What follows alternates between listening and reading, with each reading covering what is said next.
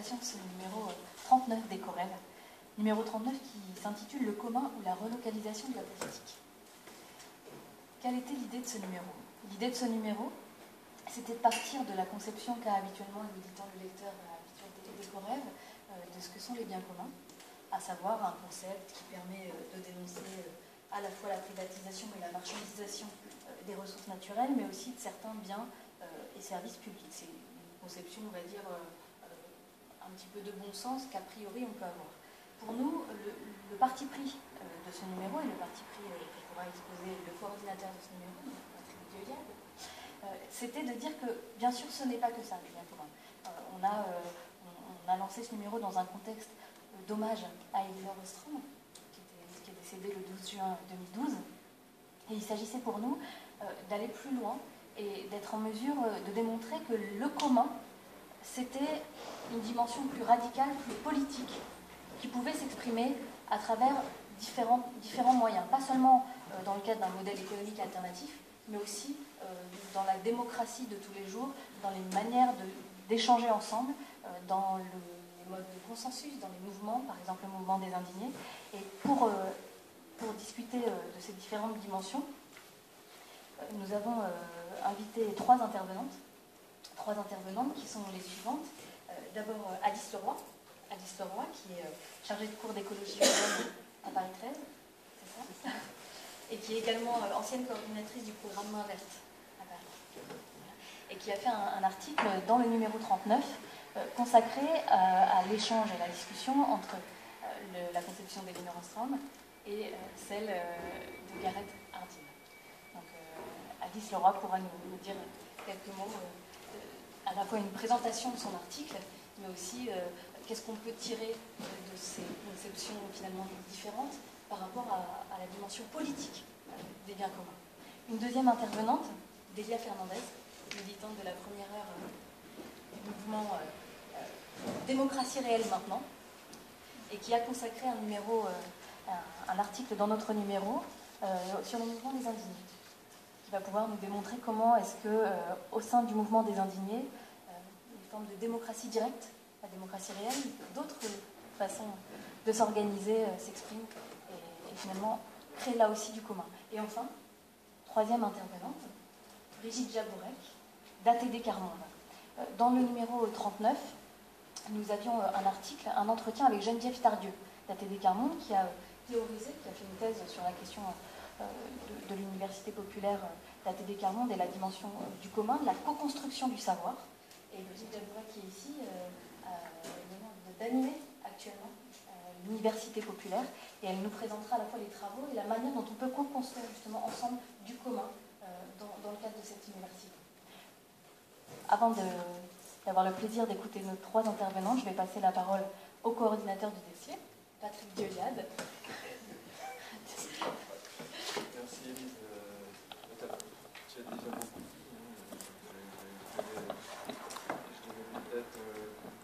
Je devais présenter, disons, une synthèse, une problématique du commun que tu as parfaitement souligné. C'est peut-être en complément de ce que tu dis, le 39 vient un petit peu à la suite d'un numéro sur le numérique et un numéro sur la biodiversité. Il était déjà un peu question des communs, du commun.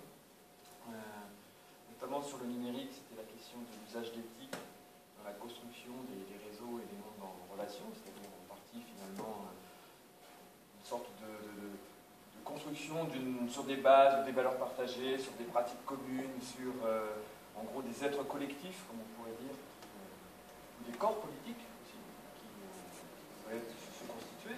Donc c'est venu d'ailleurs ce numéro avec la question des révolutions arabes, c'est-à-dire le numérique peut-il faire la révolution, et avec où sème-t-il la révolution, dis-moi.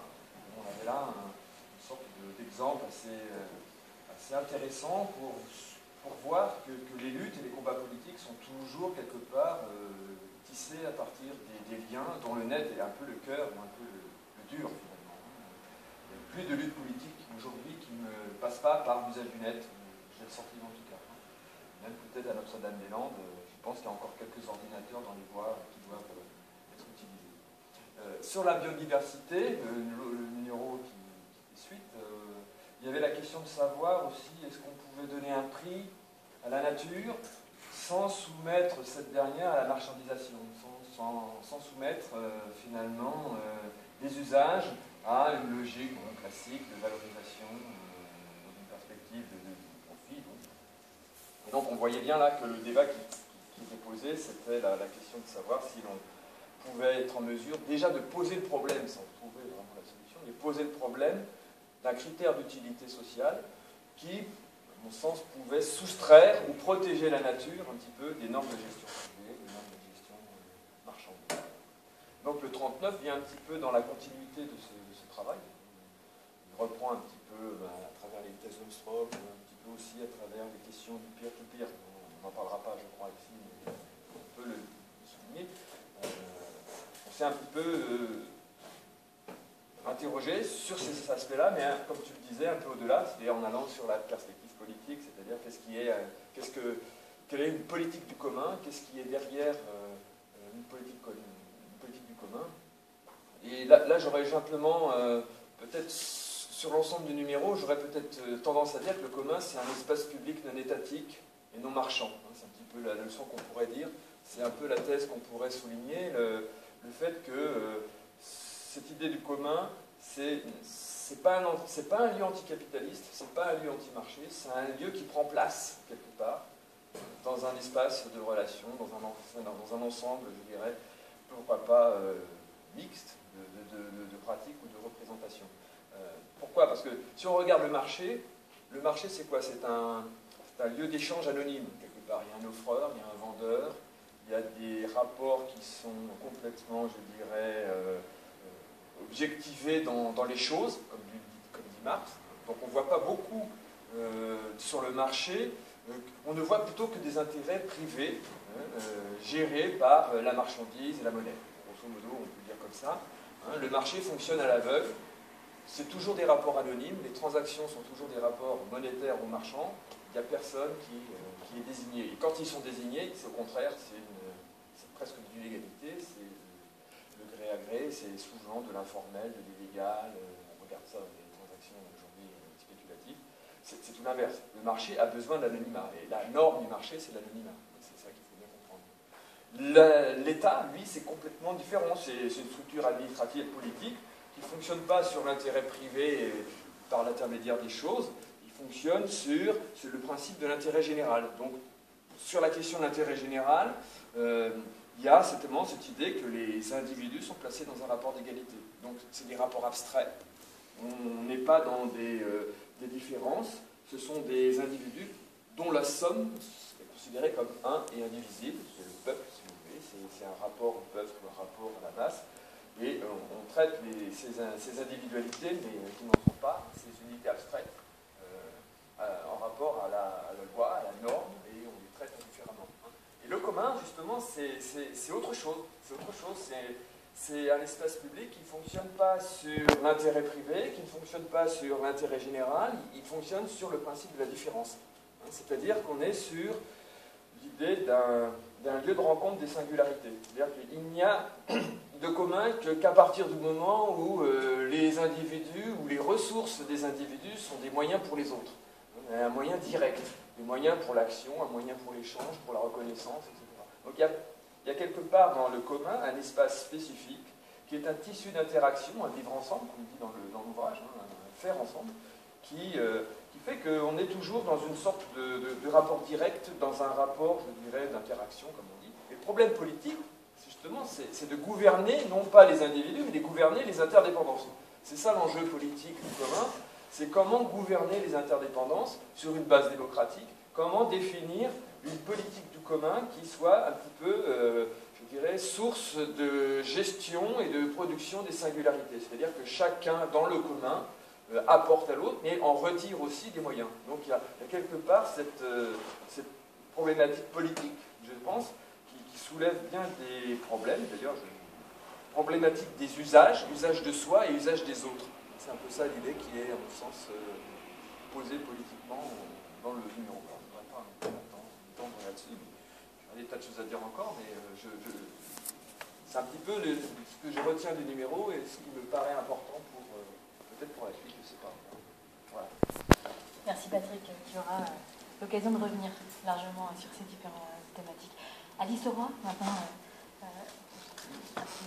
je passe la parole. Eh bien, merci de m'avoir invité. Moi, je voulais un peu centrer mon intervention sur la question du récit. Parce qu'en politique, c'est ça qui nous fait nous lever, enfin, en politique, dans la vie, c'est ça qui nous fait nous lever le matin. En politique, c'est ça qui nous fait voter pour une personne plutôt qu'une autre. C'est d'avoir une histoire, d'y souscrire, d'y croire.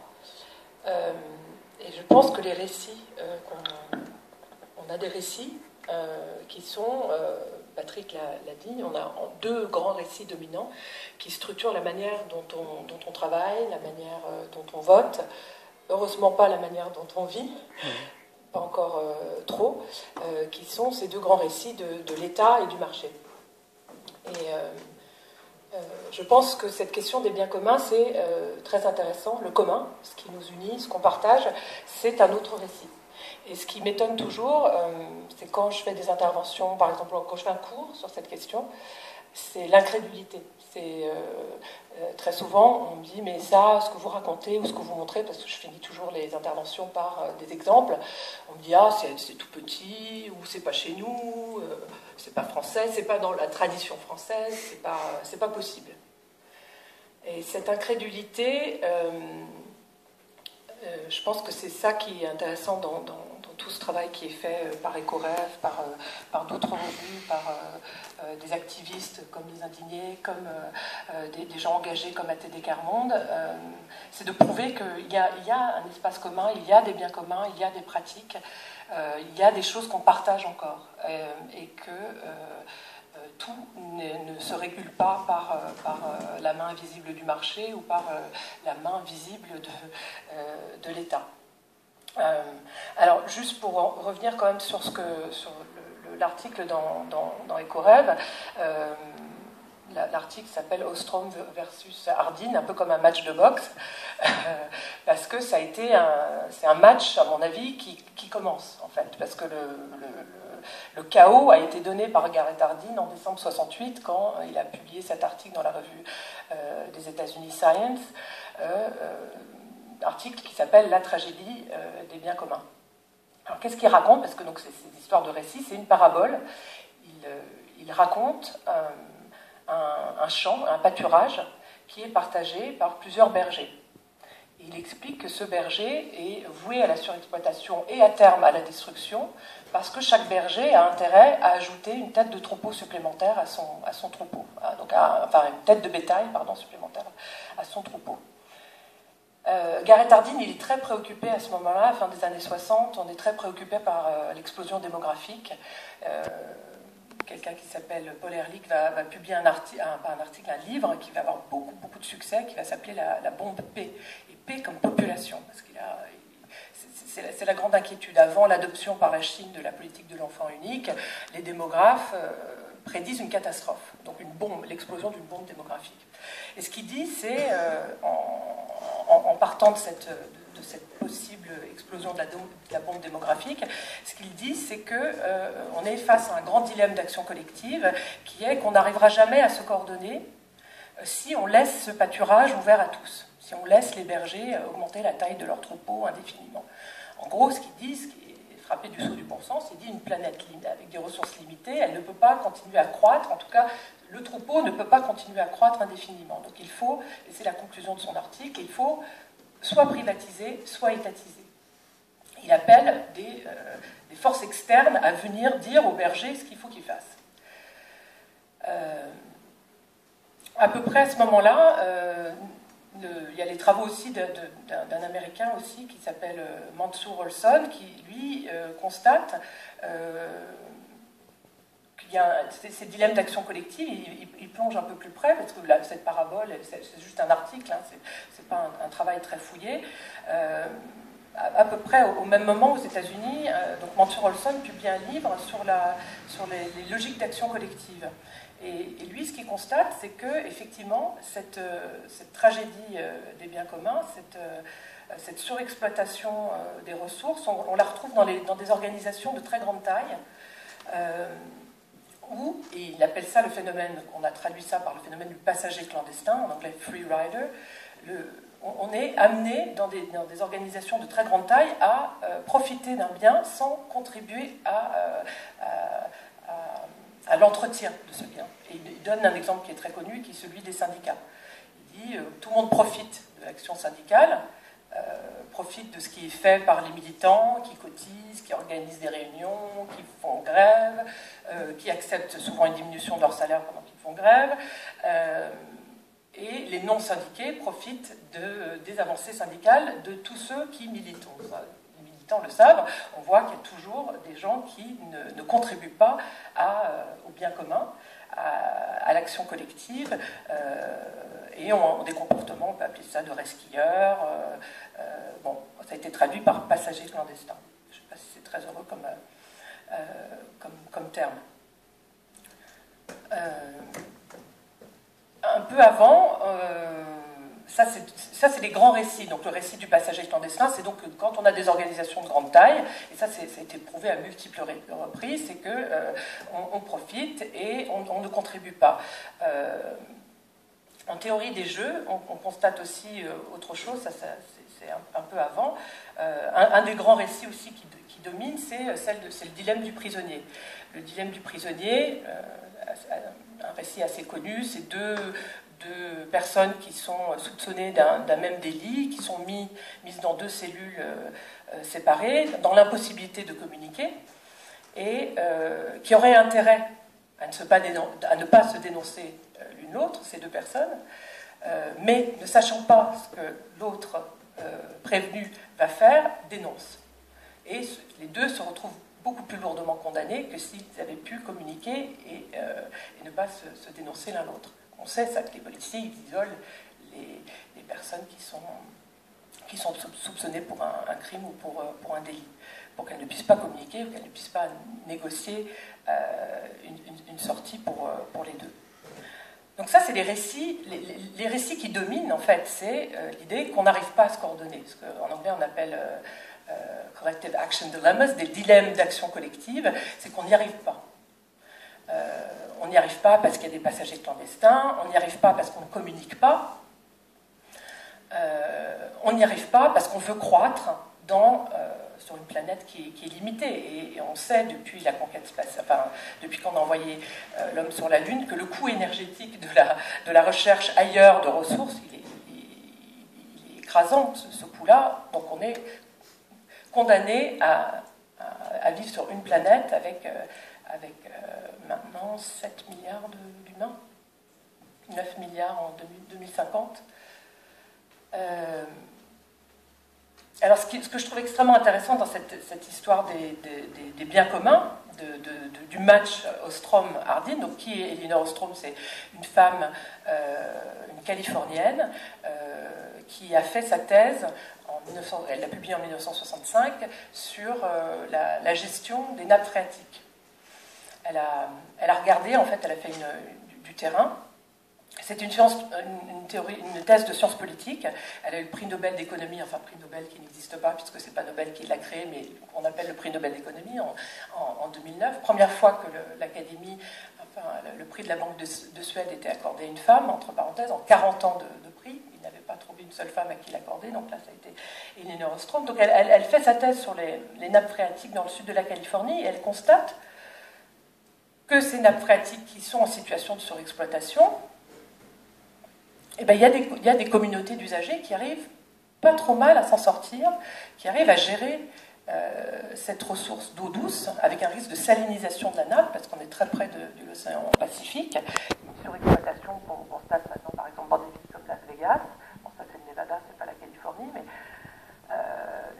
effectivement une tragédie possible. La tragédie des biens communs dont nous parle Garrett Hardin, elle existe bel et bien. Mais ce qu'elle constate en faisant sa thèse, en faisant ce travail de terrain avec d'autres, c'est que donc c'est avant la publication de l'article de Garrett Hardin, ce qu'elle constate, c'est qu'il y a des communautés d'usagers qui trouvent des façons de gérer cette ressource de manière plus que correcte. Ils arrivent à gérer cette ressource de manière pérenne. et ce qu'on n'appelle pas encore des biens communs, elle commence à mettre en lumière la possibilité pour des communautés d'usagers de mettre au point des mécanismes institutionnels pour gérer des ressources qui sont en situation possible de pénurie ou de surexploitation. Alors, elle va publier un livre en 1990 qui résume ses travaux à elle et puis ceux d'autres chercheurs, parce que ce qui est intéressant, c'est qu'elle travaille avec son mari, Vincent Ostrom, qui est aussi décédé cette année, quelques semaines après sa femme. Elle va monter un atelier pluridisciplinaire. Déjà dans son jury de thèse, c'est assez intéressant, il y avait un prof de droit, un anthropologue, un économiste, un politiste. Donc elle va créer un atelier pluridisciplinaire à l'université d'Indiana, à Bloomington. On commence à parler d'une école de Bloomington. Et cet atelier de recherche va aller voir comment des communautés d'usagers s'en sortent en allant voir des forêts, en allant voir des zones de pêche, en allant voir des pâturages, pas mal de zones de montagne. Et elle constate que cette tragédie des biens communs n'est absolument pas une fatalité. Donc en 1990, elle sort ce livre et là, elle se lance, elle modélise en fait. Elle explique quelles sont les conditions qu'il faut réunir pour éviter cette tragédie des biens communs. Elle ne dit pas que ce récit est entièrement faux, mais ce qu'elle explique, c'est qu'en réalité, le pâturage décrit par Garrett Hardin, il est très rarement, res nullius, il est très rarement dépourvu totalement de mécanismes institutionnels de gestion. Il y a quand même très souvent des gens qui se mettent d'accord pour gérer des ressources, surtout quand elles sont rares. Donc ce livre qui est sorti en 1990 en langue anglaise, il est sorti en France 20 ans plus tard. Il a mis 20 ans à être traduit. Je pense que le prix de la Banque de Suède, donc le fameux faux prix Nobel, y est pour quelque chose, parce que c'était donc un an après avoir reçu le prix. Mais c'est dire à quel point, en France, on a un vrai problème avec ces travaux. On a un vrai problème avec peut-être même l'idée de la coopération, de la gestion en bien commun. Alors, ce problème, peut-être qu'on va y revenir, j'ai peut-être parlé un peu trop longtemps déjà, mais juste pour finir, je vais quand même introduire ce que moi je pense de ce problème, c'est qu'effectivement, en France, le récit, ce qui structure les politiques publiques, ça a été très longtemps quand même une vision très hiérarchisée de la gestion des ressources. L'idée quand même que l'État, plus qu'un régulateur, doit dicter la manière dont on doit accéder aux ressources. Cet État, il est très affaibli. Et du coup, l'autre récit, le récit de la privatisation, a gagné du terrain, le récit libéral ou néolibéral, et les traditions coopératives, elles se sont effilochées, elles sont quand même très fortes encore en France. C'est assez curieux, justement, parce que très souvent on me dit « Ah, mais c'est pas français, ça n'existe pas ». Obligé de constater que le système mutualiste est un système qui est très fort en France, tout le réseau associatif, tout le réseau coopératif, il ne date pas d'hier, même si effectivement il a été paternaliste, même si effectivement les coopératives agricoles par exemple ont sans doute été détournées d'un fonctionnement coopératif et sur le plan environnemental sont plutôt parfois des catastrophes. Mais on a cette tradition-là, mais on a un récit qui n'arrive pas à percer en France. Alors peut-être il n'arrive pas à percer parce que Ostrom, et je conclurai là-dessus, Elinor Ostrom n'utilise pas du tout le même langage que le langage que nous utilisons. J'étais très frappée quand j'ai eu la chance de pouvoir m'entretenir directement avec Elinor Ostrom. On s'est rendu avec mon mari Cyril Leroy, nous l'avons filmé à Bloomington, donc j'espère un jour avoir le temps pour monter cette interview, parce que donc, on a pu la filmer. une très longue interview. On a été très frappés par le fait qu'elle n'utilise jamais le mot capitalisme, elle n'utilise jamais le mot socialisme. C'est une vision très empirique qu'elle a modélisée. Elle travaille en laboratoire, ça c'est quand même très intéressant sur l'aspect pluridisciplinaire et l'ensemble des méthodes qu'elle mobilise, mais ça suscite, je pense, une gêne très forte. Donc elle fait du travail de laboratoire, du terrain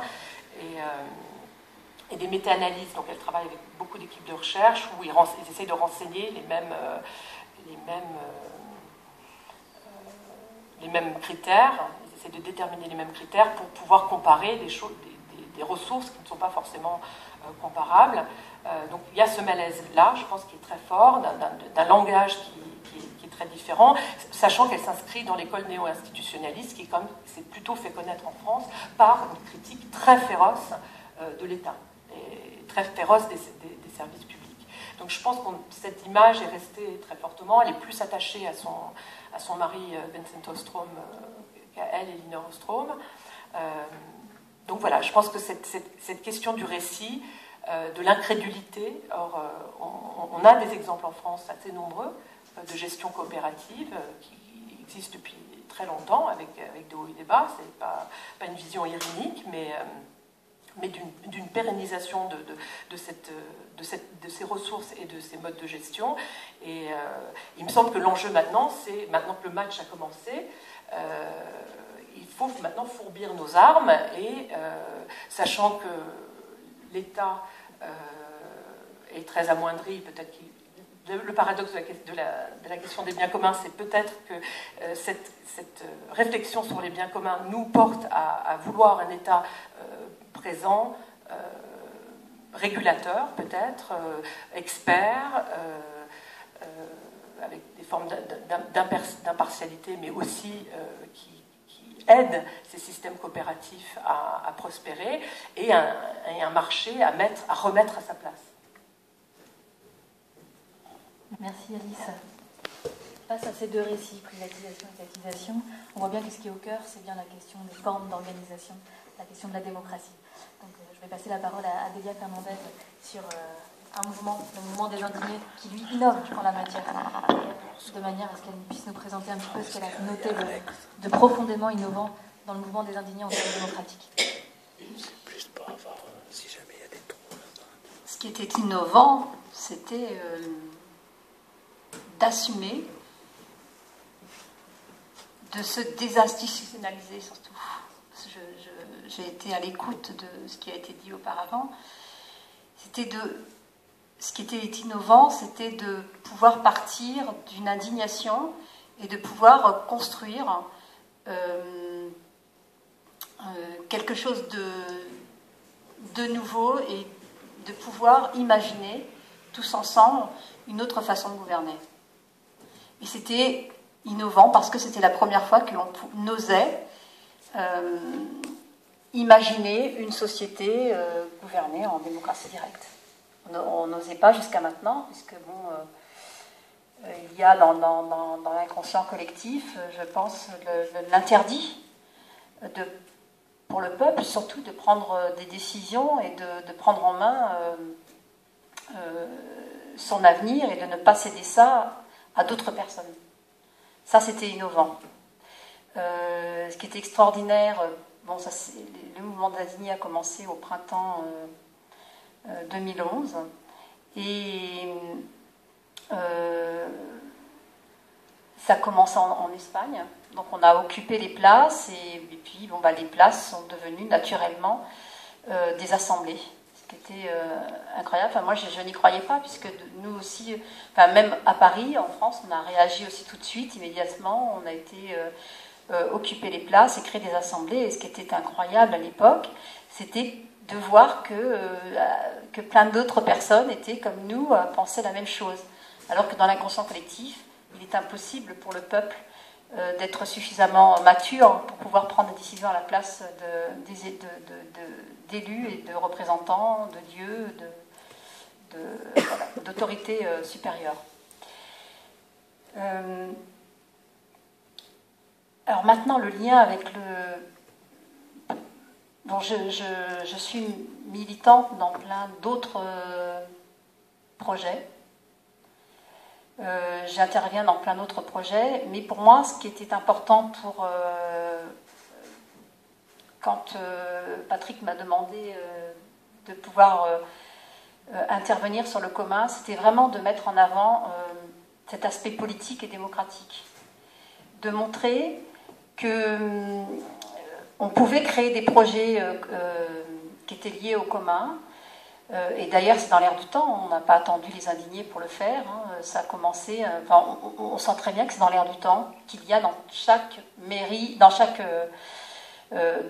ville, des initiatives qui partent un petit peu, apparemment, dans tous les sens, mais qui peuvent se revendiquer du commun. C'est les AMAP, tout ce qui est lié aux utopies concrètes, tout ce qui est lié aux contre-économiques, le transitionnalisme avec les villes transition, etc., etc. Donc on sent que c'est dans l'air du temps et que ça correspond à aussi une volonté de pouvoir transformer la société en créant directement du commun. C'est-à-dire que l'on passe du stade à des méthodes de lutte de classe, on passe à carrément de la construction collective et du commun pour pouvoir transformer la société. Et ça, c'est important. Et pour revenir sur les indignés, ce qui pour moi était important, c'est de dire que le commun ne peut pas avoir lieu s'il n'y a pas de décision commune. C'est-à-dire que dans toutes ces initiatives qui apparaissent un petit peu à plein d'endroits, on a oublié la décision collective. Et ça, c'est un peu dommage. Moi, je vois par exemple... j'habite à Montreuil et Montreuil entre en ville transition et on a complètement oublié de concevoir notre organisation comme une gouvernance. C'est-à-dire qu'il y a un porteur de projet qui organise les choses, qui décide, qui impose un système déjà éprouvé ailleurs. Pourquoi je parle de ça? Parce que je voulais faire le lien avec le fait que si la population n'est pas à l'initiative des projets, eh bien, elle risque de ne pas se mobiliser complètement et de ne pas adhérer complètement. C'est-à-dire que si l'on remet,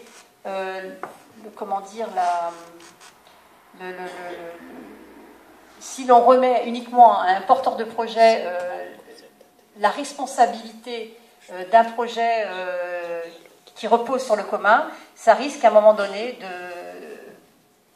de ne pas fonctionner. Dans l'article, je parle par exemple des doléances et je dis combien c'est important aujourd'hui de partir de l'intérêt individuel pour aller jusqu'à l'intérêt commun. C'est-à-dire qu'on passe d'un principe de l'intérêt général à l'intérêt commun. C'est-à-dire que l'intérêt général reste un concept abstrait que tout le monde peut...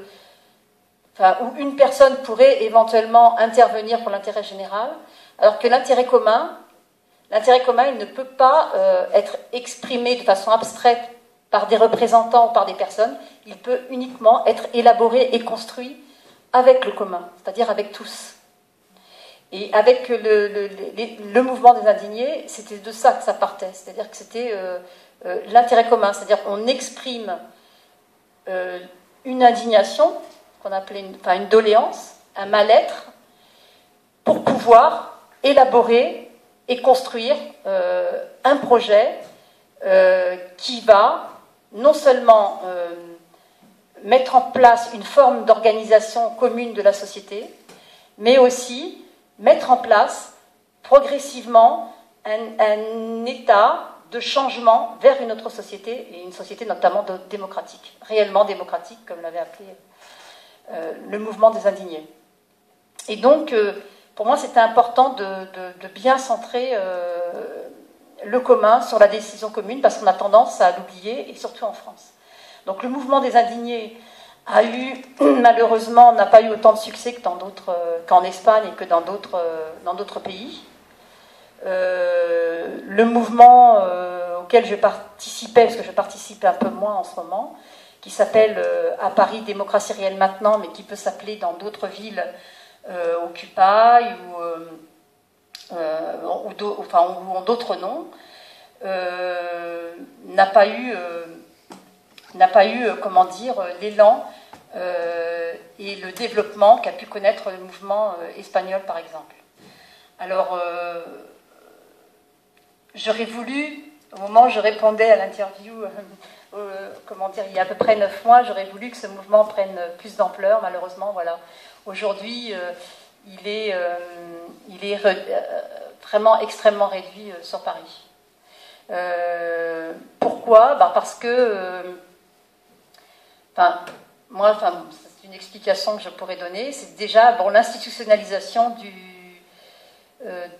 du contre-pouvoir qui est, comment dire, qui est expérimenté en France plus qu'ailleurs. C'est-à-dire qu'à un moment donné, la France a mis en place des dispositifs de contrôle des initiatives populaires. Alors ça commence à peu près, pour moi je l'analyse comme ça, hein, depuis le début des années 80 avec le contrôle par exemple des marches immigrées, des jeunes, de la marche des beurs. C'était les beurs, après c'était ça l'institutionnalisation, c'est de nous avoir appelé les beurs.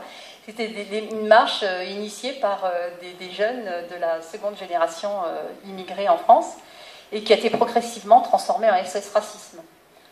Pour y avoir participé, d'un seul coup, la première marche ça allait, on était plus ou moins libre, la deuxième, la troisième, on est arrivé, on avait les petites mains, on nous a dit vous vous appelez SOS Racisme. Donc voilà, comment on a pu, à un moment donné, contrôler un mouvement des générations, des secondes générations immigrées, comment on a pu les contrôler, comment on a pu installer SOS Racisme au niveau de toutes les villes. Donc moi je pense que c'est à partir de là qu'on a commencé à institutionnaliser le contre-pouvoir en France. Puis progressivement, eh bien, au fur et à mesure que des initiatives populaires se mettaient en place, le contrôle de l'État était là et il arrivait, et ça c'est vraiment spécifique à la France. Donc on a continué après avec la démocratie participative, hein, on a essayé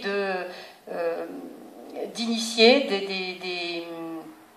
des volontés populaires de vouloir comment dire, s'y réunir dans la population pour pouvoir essayer de participer à la vie politique. Hein, l'idée c'est de toujours, moi je prends toujours une comparaison, c'est à un moment l'État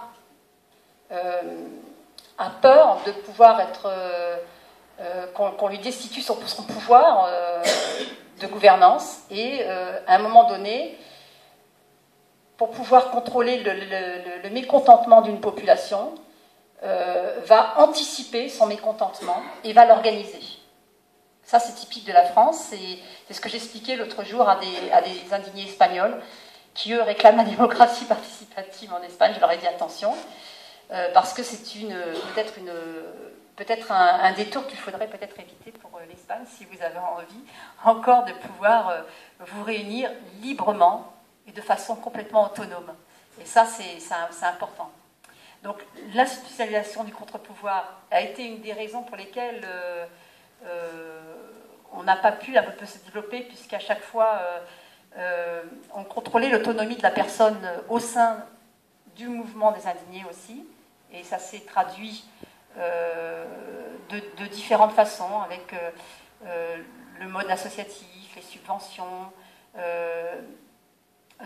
toutes ces choses-là qui pouvaient être proposées et qui ont pu, à un moment donné, créer, je veux dire, du conflit au sein du mouvement, avec puisqu'il faut rappeler que dans le mouvement des indignés à Paris, je ne vais pas parler de ce qui s'est passé en province, puisque je ne maîtriserai pas, a attiré énormément de personnes, a eu beaucoup de crédit, et a attiré le milieu associatif, mais aussi le milieu militant, a attiré aussi des personnes autonomes, mais que dans ce milieu s'est opposé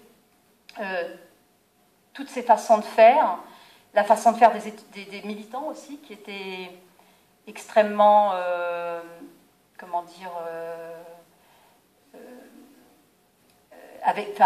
qui reposaient sur des déterminismes ou des automatismes ou des habitudes que les militants avaient l'habitude de prendre et qui s'opposaient à ce que l'Assemblée devait pouvoir produire et faire émerger, c'est-à-dire l'autonomie des projets, etc. C'était en contradiction avec ce que devait faire naître l'Assemblée. Et c'est pour ça que ça n'a pas pu vraiment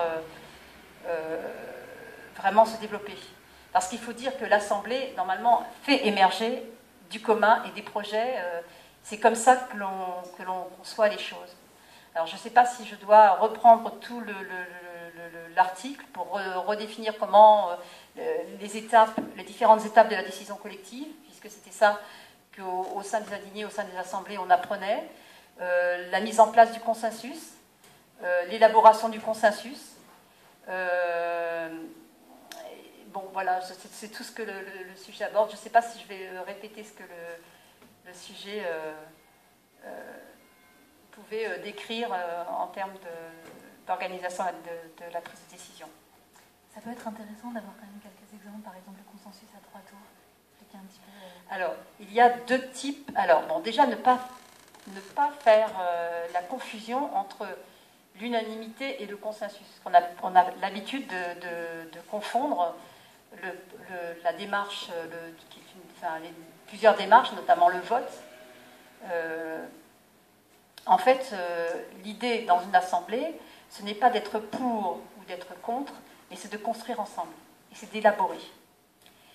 Donc, on ne part pas non plus de rien, c'est-à-dire que la décision collective, elle se fait en 2 étapes, même en 3 étapes. En 4 étapes si on part des doléances. Donc on exprime une indignation. À partir de l'expression de l'indignation, on va essayer de comprendre le problème que l'on expose. Et donc soit il va y avoir une assemblée où il va y avoir un groupe de travail qui va traiter ça. Pourquoi le problème ? Pourquoi il existe, comment le problème fonctionne et comment on peut repérer les différents dysfonctionnements qui font qu'il y a problème. Donc là, ça se fait en groupe de travail ou en assemblée thématique s'il y a suffisamment de monde. Et puis, la troisième... donc là, on parle de consensus par élaboration. C'est-à-dire que c'est dans ces assemblées-là qu'il va y avoir une élaboration, puisqu'on va essayer de comprendre le problème, on va essayer de trouver des solutions pour pouvoir le résoudre, et une fois qu'on a trouvé des solutions pour les résoudre, on va transformer ça en un projet ou en plusieurs projets, ce qui est différent du vote. Alors, le vote, c'est oui, c'est non. Là, on va pouvoir imaginer différentes solutions qui vont peut-être des fois s'opposer, mais qui ne vont pas empêcher la réalisation de tous ces différents projets. C'est-à-dire que personne n'est laissé de côté. La deuxième phase, c'est l'Assemblée générale, c'est la plénière. C'est là où on va porter à la connaissance de tous les projets qui ont été plus ou moins élaborés dans ce consensus d'élaboration. Donc on va passer à un consensus par amendement. Et dans ce consensus par amendement, on va se différencier des amendements et des sous-amendements qui sont pris en général dans l'Assemblée, puisque l'on va apporter un peu d'élaboration dans ces amendements. Et donc c'est pour ça qu'on a parlé des 3 tours, c'est-à-dire que l'on va améliorer le projet, puisque l'idée c'est de mettre en place l'intelligence collective, et plus quand on met en place l'intelligence collective, plus un groupe va être restreint, plus l'intelligence collective, moins l'intelligence collective va pouvoir s'exprimer.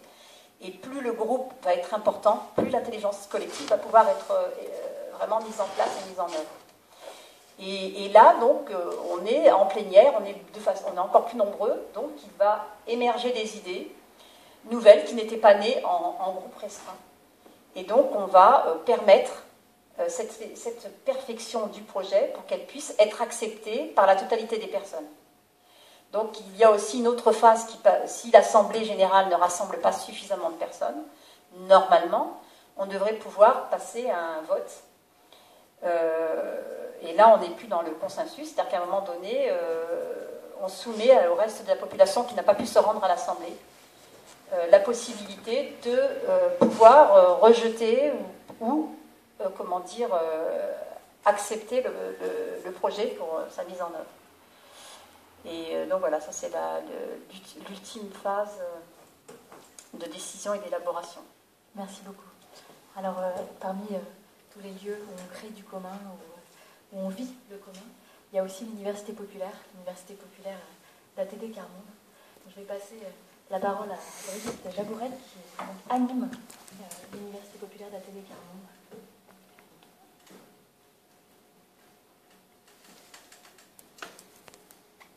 Donc j'anime modestement celle d'Île-de-France, parce qu'il y en a 10 en France, j'anime pas les 10. Voilà, donc moi j'ai peu l'habitude de la réflexion sur le commun comme vous l'avez présenté ce soir. Donc je peux être parfois en décalage, mais il y a des choses dans lesquelles on se retrouve. Parce que depuis les débuts du mouvement, ce à quoi le mouvement ATD Carmonde, ce qui m'a permis d'y adhérer, c'est le fait qu'on y parlait du bien commun, mais on y parle du bien commun à partir des personnes. C'est-à-dire que pour nous, il y a une chose qui appartient au bien commun de l'humanité, c'est l'égale dignité des hommes. Et ça ne supporte pas une exception. Or, en fait, on sait qu'on vit aujourd'hui dans une société où certaines personnes, certains hommes, certaines femmes, certains enfants ne sont pas reconnus dans leur dignité humaine. Elles se trouvent exclues peut-être des biens essentiels, mais aussi exclues des droits fondamentaux qui devraient permettre cette reconnaissance de la dignité humaine. Pour vivre en Île-de-France, vous savez bien que le droit au logement n'est pas reconnu pour tous, et que beaucoup de personnes et de familles ne sont pas logées, mais parfois simplement hébergées, et parfois simplement restées à la rue. Le droit au travail n'est pas non plus un droit auquel tout le monde peut accéder, même quand il est dans la pleine force de l'âge. Le droit aux soins, même si on a amélioré les dispositifs avec la CMU, il y a encore des personnes qui en restent exclues, parce qu'il y a des médecins qui n'acceptent pas les gens à la CMU. Il y a trop de complications administratives derrière pour se faire payer. Voilà, on pourrait prendre tous les droits fondamentaux les uns après les autres, et aujourd'hui, il y a toujours une population qui en est exclue, et qui donc ne vit pas comme tout le monde, mais vit des dons des autres, vit des distributions des autres, des distributions de tous ordres, les distributions alimentaires, les distributions d'hébergement, les distributions d'habillement, et donc qui ont une vie qui est dans la dépendance des autres. Et lorsqu'on vit dans la dépendance des autres, sa propre pensée devient dépendante. On n'est plus on n'a pas son propre regard sur sa propre vie, mais on intériorise le regard des autres sur sa propre vie. On se bâtit à travers son expérience de vie, et que dans son fort intérieur, il pense sa vie. Même parfois, on est étonné que les gens méditent leur vie très profondément. Mais lorsqu'il n'y a pas d'interlocuteur qui écoute dans l'égalité, dans l'égale dignité, les propres vécus restent enfouis au fond des gens, enfermés. Ils ne peuvent pas se partager. Ainsi, ces personnes-là ne peuvent pas contribuer au bien commun puisqu'elles ne partagent pas leur propre expérience. Par exemple, Martine nous dit qu'elle ne peut pas contribuer à la justice puisqu'elle ne sait pas mettre des mots sur l'injustice. Son savoir de l'injustice est complètement ignoré et donc inutilisé pour bâtir la justice. Et dans l'Université populaire Carmonde, donc une des actions du mouvement ATD Carmonde, c'est pas la seule, mais c'est de celle-là que je voulais vous parler, c'est ça que l'on veut développer, permettre aux très pauvres de pouvoir contribuer à une pensée commune, à partir d'une intelligence commune, comme on disait tout à l'heure, à partir de leur propre expérience de vie. Donc l'Université populaire Carmonde, c'est avant tout un lieu de rassemblement où se rassemblent des personnes qui ont une expérience de la grande pauvreté ou de la grande exclusion, d'une grande précarité, mettez les mots que vous voulez, mais qui se trouvent exclus de notre monde à cause de leur situation de vie. Ce n'est pas un groupe de parole, donc ils ne se rassemblent pas qu'entre eux. Il y a aussi d'autres citoyens qui se rassemblent avec eux, qui n'ont pas l'expérience de la pauvreté, mais qui ont une conviction, c'est que la misère n'est pas fatale et que les hommes peuvent y contribuer. C'est l'œuvre des hommes et les hommes peuvent y remédier. Et donc l'Université populaire, c'est ce lieu de rassemblement de citoyens différents, certains ayant vécu la pauvreté et d'autres pas, qui ensemble créent un espace où se construit un savoir que l'on dit émancipatoire. Donc selon le concept de Geneviève Tardieu, donc vous retrouverez la thèse dans la revue 39, c'est-à-dire un savoir qui émancipe les hommes de leur situation de grande précarité, mais qui émancipe aussi la société de cette réalité de la misère. Alors je ne sais pas, les universités populaires Carmonde prennent des formes différentes selon les personnes qui les animent, selon les régions dans lesquelles elles sont, mais on a des fondements et des repères communs, et c'est plutôt à partir de ces fondements et de ces repères que je voudrais vous parler.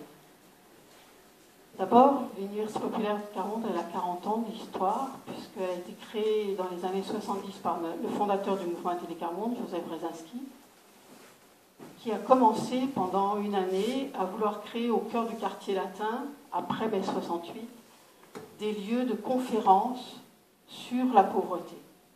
Et donc, des universitaires, des chercheurs venaient exposer ce qu'ils découvraient de la pauvreté, pour former des membres du mouvement qui, eux, vivaient dans les cités d'urgence. Évidemment, des gens très pauvres qui vivaient aussi dans les cités d'urgence sont venus à ces conférences. Et on dit, mais les chercheurs, ils parlent bien, mais ils ne disent pas la vérité. Ils ne savent pas ce que c'est que la pauvreté. Nous, on sait ce que c'est, puisqu'on le vit tous les jours. Et donc, l'année suivante, Joseph Brzezinski a dit, on va changer les rôles. Vous, personnes en situation de pauvreté, vous allez être les premiers à parler, et les autres vont écouter. Donc l'Université populaire Carmonde, elle est née de ce retournement des rôles et des priorités. Les plus pauvres deviennent ceux qui savent et qui vont apprendre aux autres une réalité qui reste autrement dans l'exclusion. Et donc ça, c'est notre fondement toujours depuis 40 ans, c'est que l'expérience des gens en situation de pauvreté, elle est première. Elle peut être questionnée, mais elle ne peut pas être balayée. Elle est forcément au cœur de la réflexion. On a aussi, dans les universités populaires Carmonde, une direction commune, c'est-à-dire que l'on réfléchit parce qu'on veut penser ensemble un monde sans misère. Ça ne nous empêche pas d'aborder tous les sujets possibles et inimaginables qui sont aussi dans ce que vous parlez, ce que vous dialoguez, ce que vous pensez. On parle de l'école, on parle du droit de vote, on parle de la politique, on parle de l'amitié, de la fraternité, de l'écologie, de la vieillesse, du travail, de l'inégalité homme-femme, de comment on parle à nos enfants de la sexualité, etc. Tous les sujets possibles, mais dans le but de créer ensemble un monde sans misère. C'est-à-dire que la référence reste toujours ça. En quoi ce que l'on dit n'exclut personne. En quoi ce que l'on dit bâtit un commun dans lequel chaque homme est présent. On a aussi un esprit commun. C'est-à-dire que chacun parle à partir de son expérience de vie. Alors, c'est facile pour personne. Pour les gens qui sont dans des situations de grande pauvreté, vous l'avez entendu tout à l'heure par le biais de Martine, ils n'ont pas forcément les mots pour dire ce qu'ils vivent. D'autres ne l'ont jamais donné les mots justes. Donc pour eux, la recherche de trouver les mots pour dire son expérience de vie est un travail. Un travail qu'ils font d'ailleurs en petits groupes. Je reviendrai peut-être dessus après si vous voulez. Pour ceux qui ont eu la chance d'être instruits, d'avoir beaucoup d'informations, d'avoir accès à plein de lieux de réflexion, partir de son expérience de vie est aussi quelque chose d'inhabituel. C'est savoir regarder sa vie au-delà, ou ou en deçà de tout ce que d'un savoir qui peut être immatériel, véhiculé par d'autres, mais qu'on n'a pas forcément intériorisé. Et ça demande aussi tout un travail pour ce groupe de citoyens. Et donc cet esprit de dire on part de son expérience de vie, on y tient beaucoup parce que c'est ce qui met tout le monde à égalité dans une assemblée où on est très inégalitaire, d'emblée. Mais là, comme chacun, c'est notre point de départ, on a ce même point de départ. Et c'est ce qui gomme cette inégalité de ne pas avoir le même niveau d'instruction. Parce qu'à l'université populaire, il n'y a pas de prérequis à ce niveau-là. Tout le monde peut venir, même si on ne sait pas lire, pas écrire. On a aussi une attitude commune qui est celle du respect de l'autre. On vient avec des expériences différentes, que l'on va transmettre avec des mots différents, mais chacun a un devoir d'authenticité. Et on peut ne pas être d'accord. On est dans des points de vue différents. On va les partager, les échanger, mais dans le respect de l'autre. Et c'est en fait cette valeur du respect qui permet à chacun d'élargir sa vision du monde et de ne pas être tout de suite dans l'opposition, dans la confrontation. Je pense qu'il y a des points communs avec l'élaboration du consensus dont tout à l'heure on parlait. Voilà, donc ça c'est nos points de référence. Il y en aura peut-être d'autres, mais c'est les grands points, les 4 grands points qui permettent de bâtir l'Université populaire Carmonde. Je vous disais au départ que c'est un lieu où on bâtit un savoir, où on construit un savoir émancipatoire. Donc je m'explique un peu de ce mot. Ce qu'on appelle un savoir, c'est un savoir qui va changer les rapports, d'abord de soi à soi.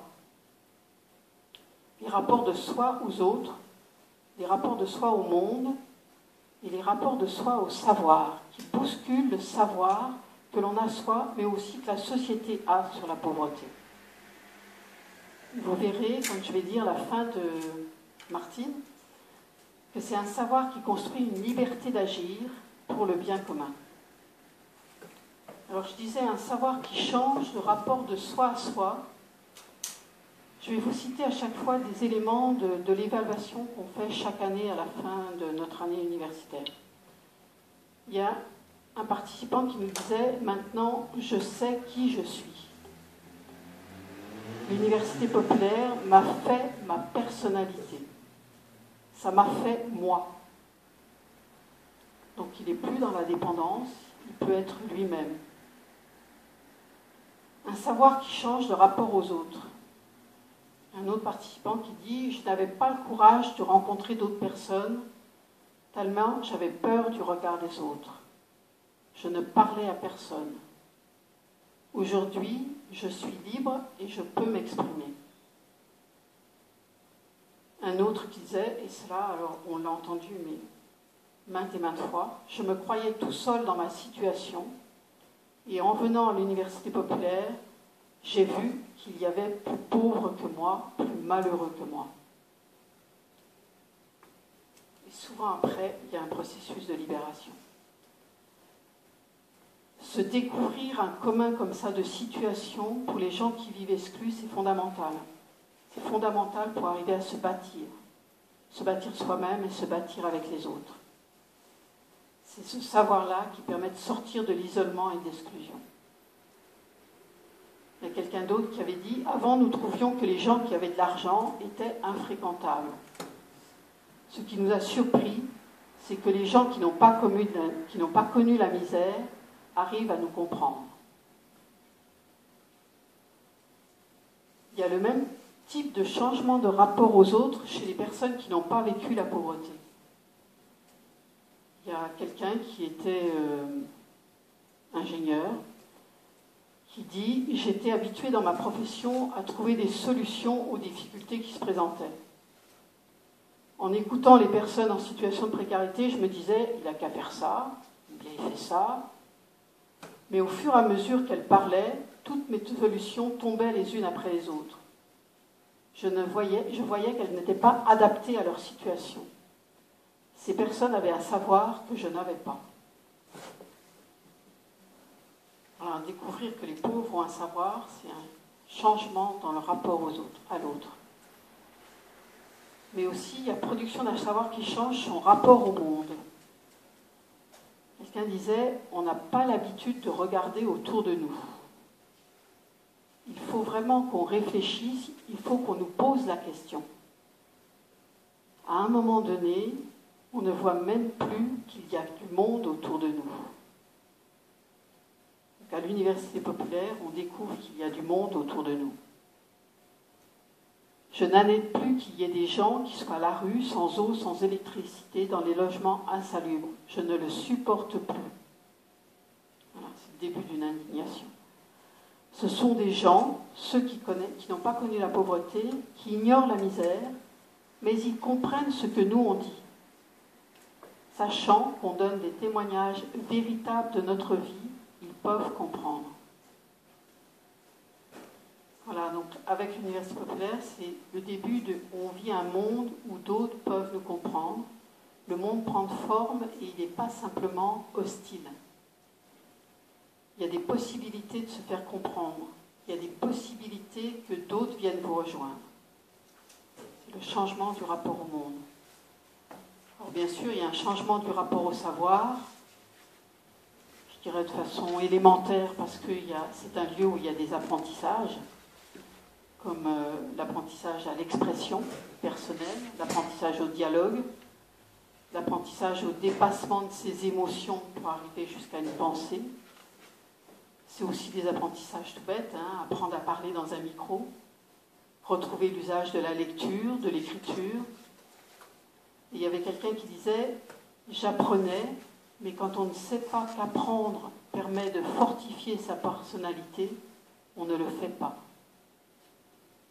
Ça m'a donné le goût du débat. J'ai appris à écouter et à penser, à ne pas baisser le regard quand on me parlait. J'ai pris plaisir à écouter. Je savais que c'était bénéfique pour moi. Ça change le rapport au savoir aussi parce qu'il y a tout d'un coup une conscience qu'on détient soi-même un savoir qui émerge. Et que ce savoir que l'on détient, il est utile à une construction sociale, à la construction d'une société plus juste. Il y a quelqu'un qui disait, c'est notre savoir, notre vécu en fin de compte qui devient richesse. À ce moment-là, parce qu'il est reconnu. Alors un savoir qui conduit à la liberté d'agir, non seulement pour son propre bien, mais pour le bien commun. Et là, je vais reprendre les propos de Martine. À 18 ans, j'ai rencontré la Télécarmonde. Enfin, on me proposait un défi de taille, un combat, une lutte à mener avec d'autres, et avec comme seule boussole le plus pauvre d'entre nous. C'est alors que j'ai osé, j'ai parlé, écouté, dénoncé, revendiqué, exprimé, contrôlé mes propos, réfléchi, appris à croire que je n'étais pas nulle, que mon milieu était porteur de valeurs. C'étaient des mots nouveaux qui prenaient sens dans ma vie et pouvaient aussi se transformer en action. Je me suis découverte intelligente, entreprenante, battante. J'ai découvert cette notion de milieu, mon milieu, et j'ai compris combien il était important de ne pas profiter seul de mes découvertes. J'ai compris que la misère n'était pas une fatalité. J'ai appris à mettre des mots sur tout cela. J'ai senti que nous étions des hommes, des femmes debout, que nous avions du courage, une expérience, une endurance, une résistance, une intelligence, un savoir, du bon sens, une espérance. Tous ces mots que jusque-là je ne m'autorisais pas à m'approprier. Et c'est là que j'ai trouvé le pouvoir de vivre, ce que j'avais mis si longtemps à gagner, le pouvoir de vivre la liberté, ma liberté. La liberté de ne plus dépendre du bon vouloir de l'autre. La liberté de dire et d'être qui je suis vraiment, la liberté d'être fière de mon histoire de milieu, la liberté de faire des choix, la liberté d'oser. Cette liberté, c'est liberté que l'on supprime, que l'on nie trop souvent, à ceux que l'on considère moins que soi-même. Aujourd'hui, je veux de cette liberté pour chacun des miens, où qu'il soit, et cela nous concerne tous.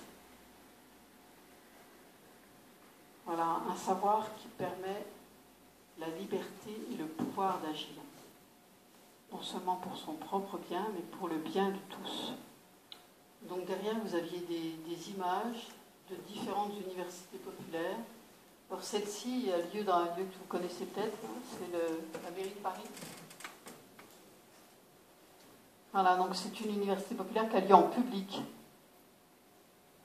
Donc si les publics est au balcon, et nous on tient notre université populaire ensemble, alors c'est sûr que dans un lieu comme ça, on est un peu plus formel. Les groupes ont vraiment préparé et prennent la parole en délégation. Il y a à chaque fois un invité qui est concerné par le sujet. Là, il y a une autre ambiance. On est chez nous, on est par petits groupes et on travaille sur le sujet pour arriver à partager une intelligence collective, à un consensus parfois.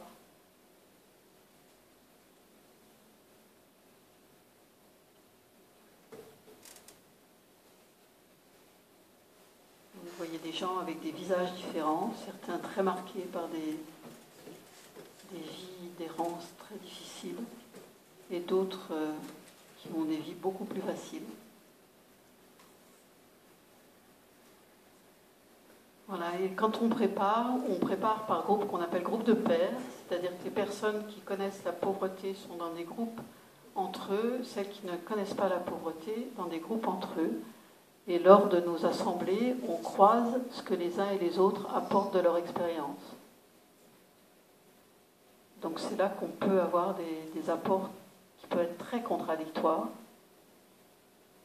et qu'on se questionne en respectant l'apport de l'autre.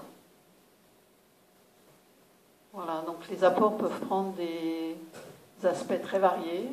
Là, on est dans la création de symboles. Là, c'est un groupe de jeunes qui sont dans une retransmission par une scénette. Ils cherchent des stages. Ils se font rejeter.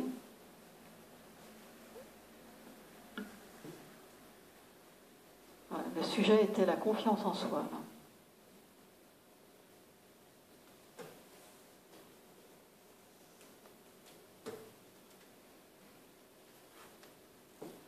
C'est un autre groupe, le groupe de Versailles, qui a monté aussi une scénette.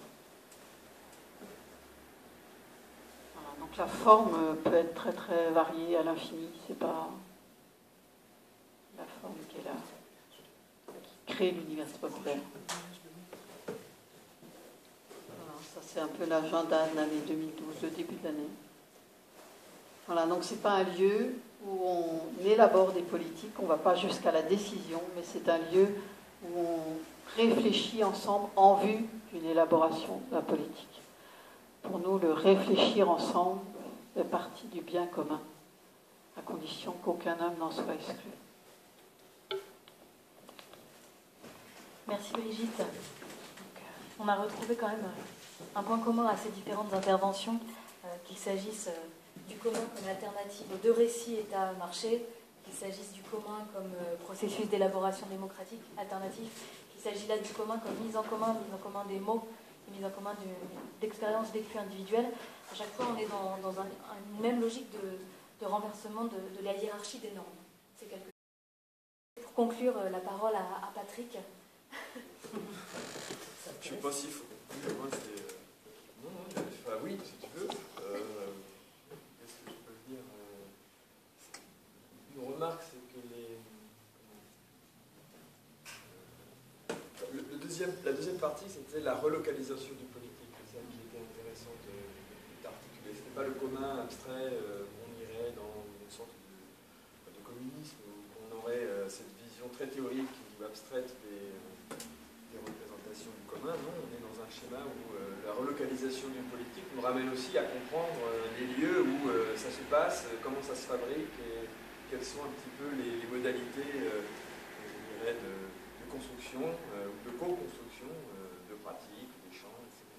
Et je pense que c'est un vrai sujet parce que n'est pas à inventer, mais il est à cultiver et à consolider. C'est un peu ça l'idée. Le commun, on a l'impression qu'on le découvre dans le mot, mais la vie commune, la vie partagée, etc., existe depuis belle lurette. Il y a des récits qui existent depuis bien longtemps. Là, le problème qui est posé, je pense, c'est vraiment le problème du lieu. Et quand on parle du lieu d'expression du commun, on parle des ressources et on parle aussi de gouvernance. Et que le problème de savoir quel type de gouvernance, quel type d'organisation politique donne place au commun et comment on y prend place, c'est une vraie question politique.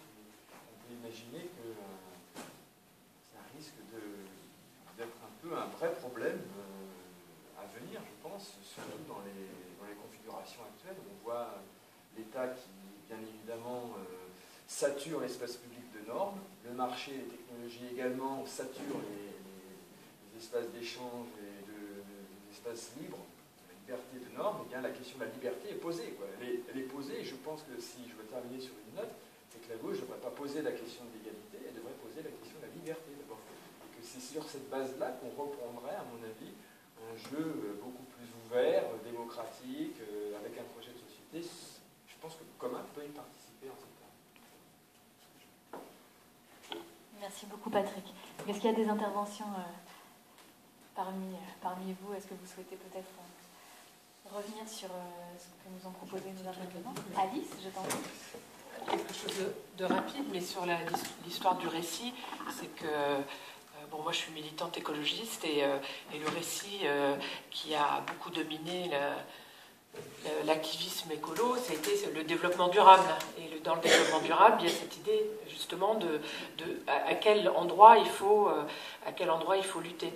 Et moi j'ai l'impression qu'effectivement aussi stratégiquement cette histoire du commun, du local, est stratégiquement intéressant, parce que quand même ce qui se pose, et c'est la question de la liberté, il y a des appels répétés pour la gouvernance mondiale. Et en dehors du fait que cette gouvernance mondiale est totalement inopérante, on n'a pas d'exemple de gouvernance mondiale. Il y a un seul exemple, c'est la couche d'ozone. Il y a le protocole de Montréal qui a été un domaine où on a réussi à sortir du dilemme d'action collective des États-nations. Ils ont réussi à se mettre au courant parce qu'ils ont trouvé puis plusieurs produits de substitution au gaz qui détruisait la couche d'ozone. Mais sinon, on n'a pas d'exemple. C'est-à-dire qu'on a systématiquement, à chaque fois qu'on a des conférences internationales, on n'y arrive pas. C'est l'horreur. Et ce que je trouve intéressant dans les indignés, chez ATD Quart Monde, chez les gens qui sont dans les AMAP, dans Terre de Liens, enfin, c'est des centaines maintenant de mouvements à l'échelle mondiale, c'est un peu partout dans le monde, c'est qu'eux, ils ont fait leur deuil de cette gouvernance mondiale. Ils n'attendent plus que ceux qui sont au-dessus fassent quelque chose pour eux, ils se mettent en mouvement. Alors moi, j'ai l'impression que un des enjeux maintenant du local, c'est d'assumer cette force politique. Quand tu parles de désinstitutionnaliser, c'est vrai, en tout cas, c'est peut-être de se débarrasser de ces institutions qui ne nous font pas du bien, mais quand même d'en forger d'autres façons de faire, en tout cas. Alors, est-ce que ça doit prendre le terme institut? Enfin, c'est des modes d'organisation, quoi. Parce que tu parles de désinstitutionnaliser, et en même temps, tu nous racontes un truc qui est une usine à gaz, mais que je trouve belle. C'est une belle... le consensus en 3 temps, enfin, mais ça suppose de beaucoup se former et de prendre conscience, en fait, qu'on porte un pouvoir. Ce que tu viens... C'est Brigitte, ton prénom? C'est les uns et les autres, pauvres... femmes, enfants, j'ai envie de dire aussi, les hommes aussi, enfin c'est la moitié de l'humanité, mais tous ceux qui ont du pouvoir et qui n'en ont pas. Alors moi je pense qu'il y a un peu quelque chose d'un peu irénique, le développement durable aussi, cette idée qu'il suffit de tous se prendre par la main, qu'on va y arriver. Je pense que quand même aussi cette question des biens communs pose la question des conflits. Ils disent que assume le fait quand même qu'on a une quantité de ressources limitées et qu'il faut se les partager. Et ce que je trouve extrêmement intéressant de la pensée des biens communs, parce qu'il y a une relocalisation de certaines pensées. Ceux qui se préparent à la catastrophe écologique, les preppers, comme on les appelle, ils s'y préparent localement et pas du tout dans une envie de démocratie. Ils se préparent en s'armant, en stockant des ressources. Il y a aussi cette écologie du sanctuaire qu'on voit émerger, et j'ai l'impression quand même que stratégiquement, on aurait intérêt à s'allier en fait entre ceux qui effectivement postulent l'égale dignité des êtres humains, l'égalité des consciences, enfin, comment dire Rancière, c'est l'égalité des... j'ai oublié.